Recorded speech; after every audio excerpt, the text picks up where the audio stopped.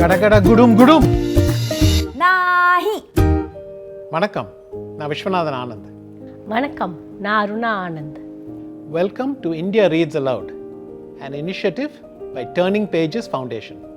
பள்ளிக்கூட மாணவ மாணவியர்கள் ஆசையாக ரசித்து படிக்கிறதுக்கு முயற்சி செய்வோம்.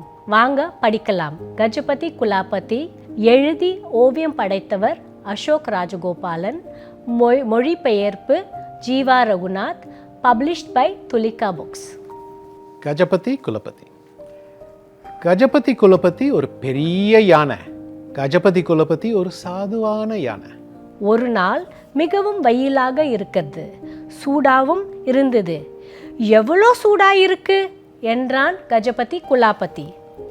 எவ்வளவாவது சூடாக இருக்கு என்றார்கள் வாழைப்பழ வியாபாரி, தபால்காரன், பூக்காரி மற்றும் டீச்சர் அம்மா. அம்மா என்றது பசு. மிக மிக சூடாக இருக்கிறது என்றான் கஜபதி குலாபதி. ஏன் எல்லோரும் குளத்துக்கு போய் குளிக்கக்கூடாது என்றார் புத்திசாலியான பாட்டியம்மா. எல்லோரும் குளிக்கிறதுக்கு ஓடினார்கள். படார் வாழைப்பழக்காரன், மடார் தபால்காரன், தடால் பூக்காரி, புடால் டீச்சர் அம்மா, துபுக்கு பசு. டபுக்கு எல்லா சிறுவர்களும் குளத்திற்கு குதித்தார்கள். எல்லோரும் குளுமையான நீரில் நீந்தனார்கள், மிதந்தார்கள். திடீர்னு ஒரு பெரிய சத்தம் கேட்டது. கடகட குடுகுடும். கஜபதி குலாபதி நோக்கி ஓடினார். வருகிறேன் என்று கத்தினான் கஜபதி குலபதி குளத்தில் குதித்தவர். வேண்டாம், குளத்தில் இருந்த அனைவரும் கத்தினார்கள். தொப்பக்கடீர் கல பல பல பூஷ். கஜபதிக்கு குளிர்ந்த நீர் மிகவும் பிடித்தது. அவன் சுற்றும் முற்றும் பார்த்தான். எங்கே எல்லோரும்? தபால்காரன் மாமரத்தில் மேல் இருந்தார். பூக்காரியும் டீச்சர் அம்மாவும் வண்டி மேல் இருந்தார்கள். சிறுவர்கள் வேப்ப மரத்தில் மேல் இருந்தார்கள். வாழைப்பழக்காரன் பசுவின் மேல் இருந்தான். ஆனால் பசுவோ டீச்சர் அம்மா வீட்டுக்கு குறையின் மேல் இருந்தது. அம்மா என்றாது பசு. மீண்டும் இதுபோல் செய்வோம் கத்தினார்கள் சிறுவர்கள். வேண்டாம் என்று கத்தினார்கள் வாழைப்பழக்காரன், தபால்காரன், பூக்காரி மற்றும் டீச்சர் அம்மா. கஜபதி குலபதி இப்போது சோகமான கஜபதி குலபதி ஆனான். அவன் குளத்தில் நண்பர்களுடன் விளையாட விரும்பினான். பாட்டி அம்மா தலையை ஆட்டினாள். நீங்கள் எல்லாம் சரியான முட்டாள்கள் என்றாள்.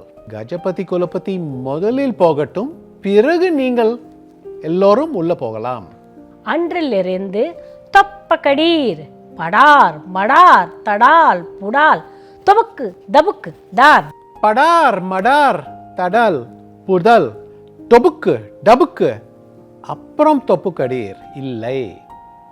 இந்த கதை புஸ்தகம் எனக்கு ரொம்ப மிகவும் பிடிச்ச ஒரு கதை புஸ்தகம். ஏன்னா நம்மள அகில் சிறுவனாக இருக்கிறத இந்த கதை புஸ்தகத்தில் இருக்கிற இந்த ஓவியம் எல்லாம் ரொம்ப எனக்கு பிடிக்கும். ஏன்னா இந்த ஆணையோட கதை எவ்வளோ ஒரு சிம்பிளான ஒரு கதை. ஏன்னா such a nice hidden message அதில். அது எப்படி இயற்கையும் மனிதர்களும் ஒன்றா இருக்கலாம், ஒரே ஒரு சமுதாயத்தில் ஒன்றா இருக்கலான்னு எவ்வளோ பியூட்டிஃபுல்லாக இந்த கதை புஸ்தகத்தில் காமிச்சிருக்காரு.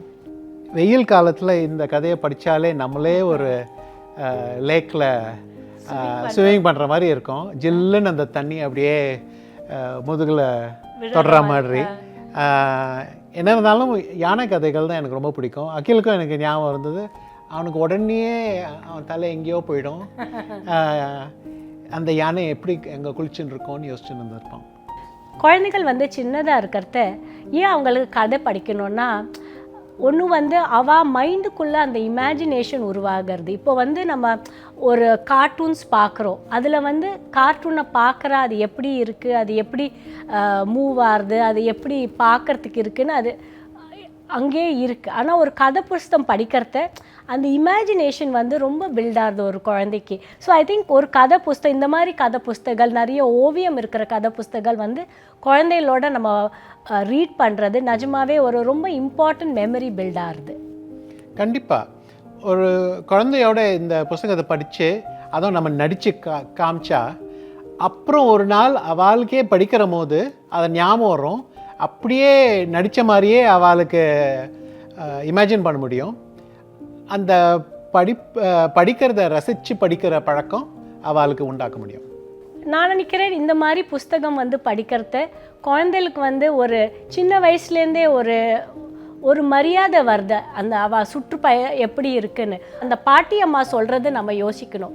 அவங்க எப்படி சொல்கிறாங்க, எப்படி அந்த ஆணையை வந்து நம்மளோட அதுக்கு எங்கே ஒரு இடம் கொடுக்கலாம், எவ்வளோ ஈஸி அது. ஆணைக்கும் நம்மளோட இருக்கணும்னு அந்த ஆசை எவ்வளோ பியூட்டிஃபுல்லாக காமிக்கிறாங்க. அந்த யானை உள்ளே சாடுறத என்ன யாருதுன்னு ஒரு குழந்தைய கேளுங்க. How beautifully you can explain Newton's laws, Archimedes principles.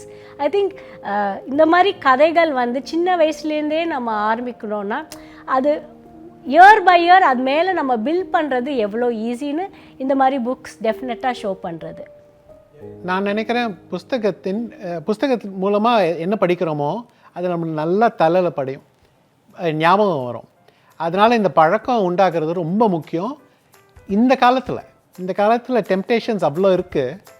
ஆனால் புஸ்தகம் படிக்கிற பழக்கம் இருந்ததுன்னா அது ஒரு பேலன்ஸ் மாதிரி. வாங்க எல்லோரும் சேர்ந்து எல்லாரும் படிக்கலாம், அந்த பழக்கத்தை உண்டாக்கலாம். இந்தியா ரீட்ஸ் அலவுட் சேனலை சப்ஸ்கிரைப் செய்யுங்கள், பெல் ஐகானை அழுத்துங்கள். கதைகளின் மூலம் உங்கள் குழந்தைகள் வளருவதை பாருங்கள். பக்கம் பக்கமாக. இப்பொழுது உங்கள் முறை. மகிழ்ச்சிக்காக வாசிக்கும் இந்த இயக்கத்தில் இணைந்து கொள்ளுங்கள். உங்கள் குழந்தைகளுக்கு வாசித்து காட்டுங்கள். தினமும் 10 நிமிடங்கள் வாசித்தால் கூட போதும், பெரிய மாற்றத்தை காணலாம்.